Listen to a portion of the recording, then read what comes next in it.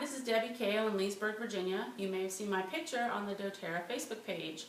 I thought that maybe since it was far enough in advance of Halloween, you all would like to know how I made my costume. Well, it was actually pretty simple once it started to come together. I will tell you my supply list. What you're going to need is some pink foam insulation. This you can get in like a 2x2 chunk at Home Depot. These are some of my scraps. You're going to need a quilt hoop. Saw this at Joann Fabrics. It was my inspiration. It's about a 24-inch diameter. Then you're going to need 5 yards of fabric, which I just found the cheapest brown fabric I could get. Some Velcro, some hot glue, some brown duct tape, some paint, and I just used some basic craft paint. And I happen to use a projector for this project. And the way I did that, I used a Sharpie paint pen, which I was kind of hoping was going to be the way I was going to paint the fabric, but turned out not to be powerful enough. It was great, however, for doing the outline. Be sure you protect your wall before you put your fabric up. And then what you want to do is tape your fabric up and hook up your iPad or your laptop to a projector, and then project the image on the wall.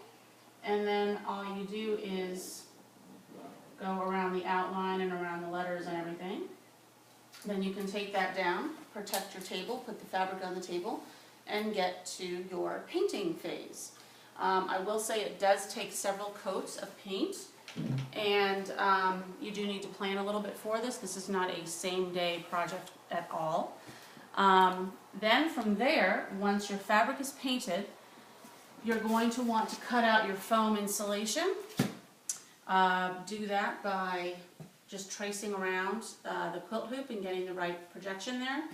And then what I did was I cut a area for the neck, and then sort of a keyhole shape to get into the back of the costume.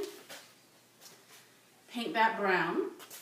And then when it comes to installing the quilt hoop on the bottom, picture this, if you will, inside out. If it's inside out and upside down, you're going to wrap the fabric around the outside of the quilt hoop. So then, when it's right side out, it'll turn out the right way and cover the quilt hoop so you don't have to paint it.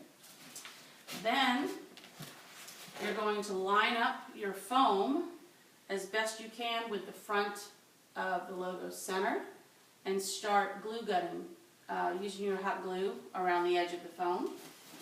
Then when you get around to the back, just slowly in little sections do the glue gun.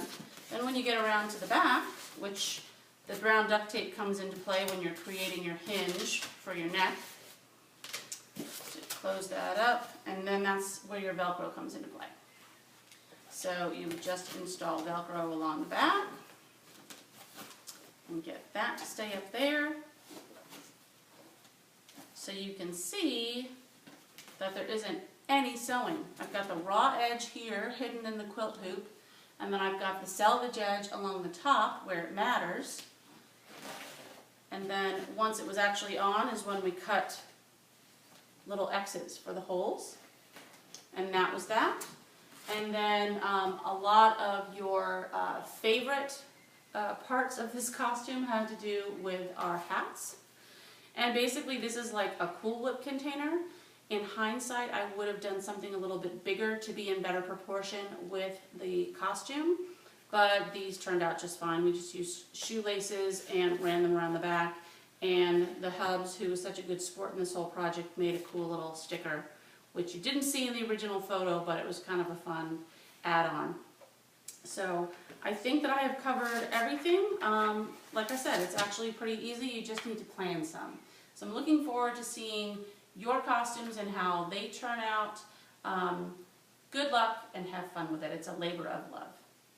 Bye for now.